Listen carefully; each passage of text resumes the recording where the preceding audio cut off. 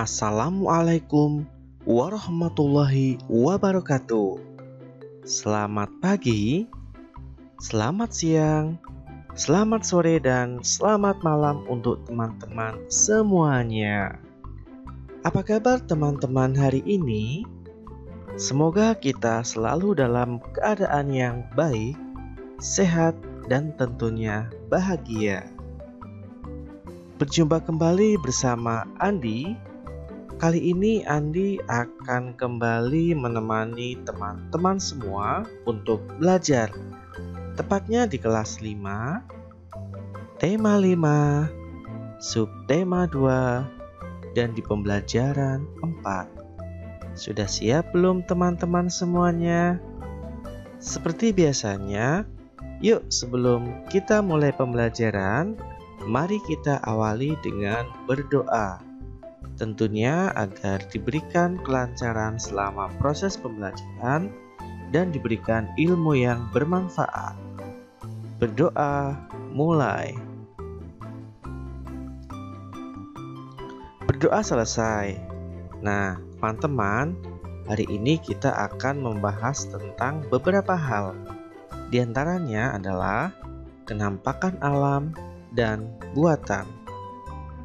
Berikutnya, kita juga akan belajar cara menggali informasi dari teks dengan membuat pertanyaan. Yang ketiga, kita akan belajar mengenai persatuan dan kesatuan. Jangan lupa tonton video ini sampai selesai agar teman-teman menjadi lebih paham akan materinya. Kenampakan alam dan kenampakan buatan. Kita mulai dulu dari kenampakan alam. Coba teman-teman, gambar apakah ini? Ya, tepat. Ini adalah gunung. Gunung merupakan jenis kenampakan alam karena dibuat oleh Tuhan atau diciptakan oleh Tuhan. Teman-teman tentunya sudah tahu kan berbagai manfaat dari gunung. Ya, gunung berapi itu sangat bermanfaat untuk kesuburan tanah di sekitarnya. Dengan tanah yang subur, maka masyarakat setempat dapat menghasilkan berbagai macam hasil produk pertanian ataupun perkebunan yang berkualitas tentunya. Kenampakan alam berikutnya adalah apa ya teman-teman? Ya, sungai. Nah, sungai ini ada yang merupakan kenampakan alam, ada juga yang merupakan kenampakan buatan. Bedanya apa teman-teman? Kalau sungai yang kenampakan alam ini adalah sungai yang merupakan ciptaan dari Tuhan. Biasanya bentuknya itu mengikuti kontur dari daerah tersebut, berkelok-kelok ya, nggak lurus. Beda dengan sungai irigasi yang merupakan sungai buatan manusia. Itu bentuknya cenderung lurus. Nah, tahu kan manfaat sungai? Di Kalimantan, sungai digunakan sebagai sarana transportasi. Berikutnya, penampakan alam berupa laut.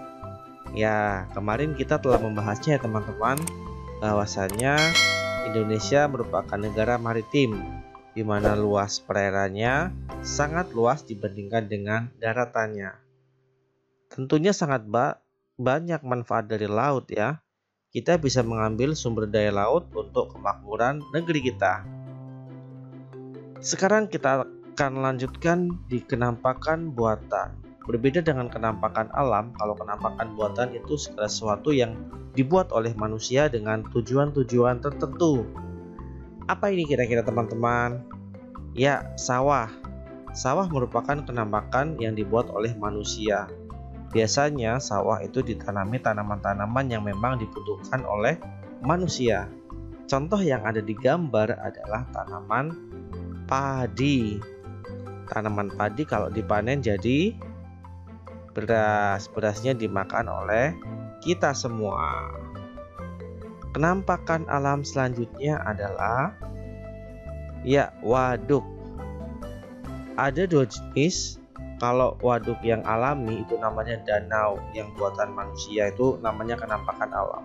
Kalau waduk yang dibuat manusia itu namanya kenampakan buatan, ya. Ini adalah salah satu waduk yang terdapat di Kota Semarang, ya, Waduk Jatibarang.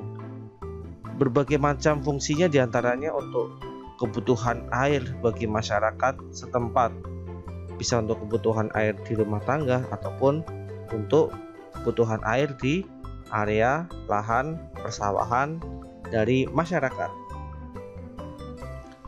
Kenampakan buatan selanjutnya adalah perumahan atau pemukiman, tentunya digunakan untuk tempat tinggal dari masyarakat.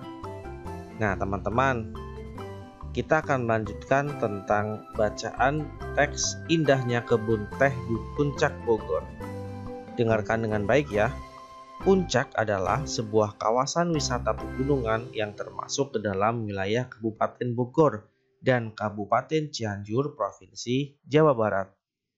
Kawasan Puncak terletak 70 km sebelah selatan Jakarta.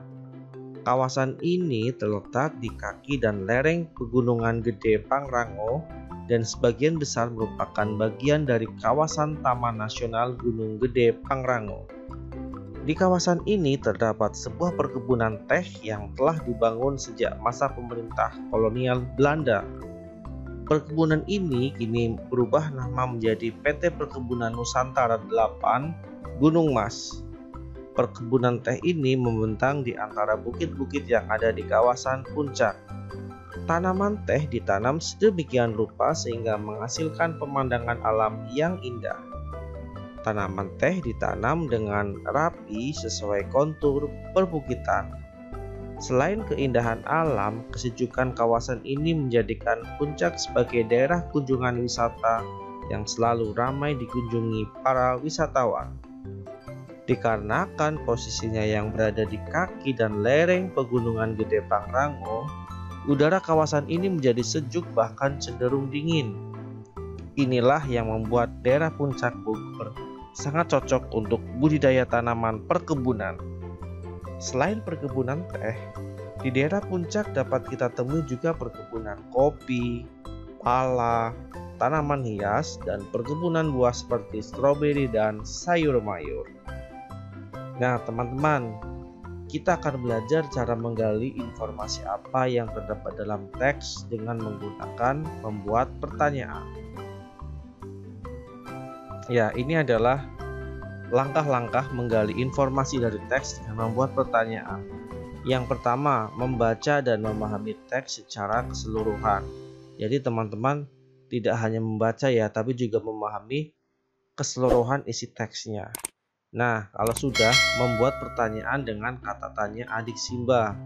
Apa, di mana, kapan, siapa, mengapa, atau bagaimana. Nah, dari bacaan teks tentang perkebunan teh tadi, kita contohnya akan membuat 3 pertanyaan. Nah, ini yang pertama, di manakah letak dari puncak? Itu kurang huruf A ya, maaf ya. Yang kedua, apa saja yang terdapat dalam puncak? Dan yang ketiga, mengapa kawasan puncak cocok untuk budidaya perkebunan? Nah, dalam membuat pertanyaan, kita harus memastikan bahwa jawabannya terdapat dalam teks tersebut. Artinya masih dalam konteks dan masih sesuai dengan teks bacaannya. Nah, sekarang kita lanjutkan. Bersatu untuk Indonesia Makmur.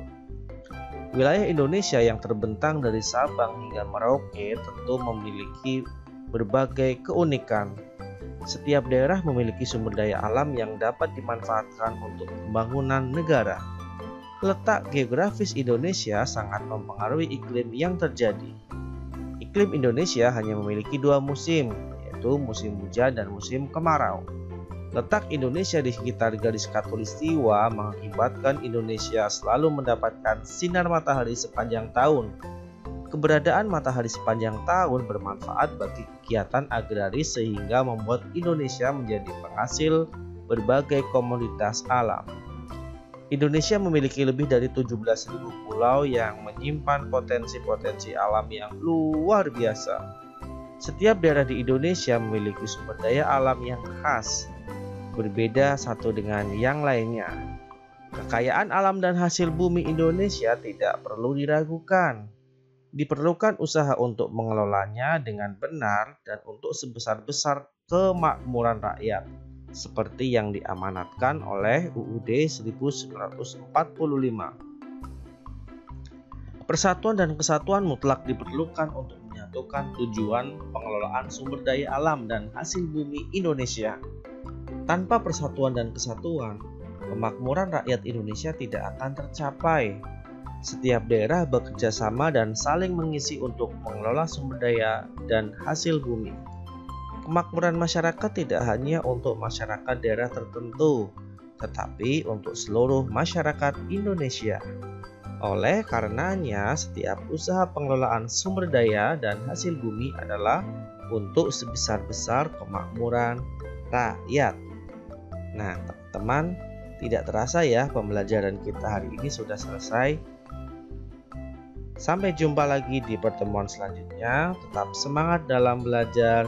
Tetap selalu berdoa agar kalian meraih apa yang kalian cita-citakan. Jangan lupa tetap jaga kesehatan. Wassalamualaikum warahmatullahi wabarakatuh. Dadah.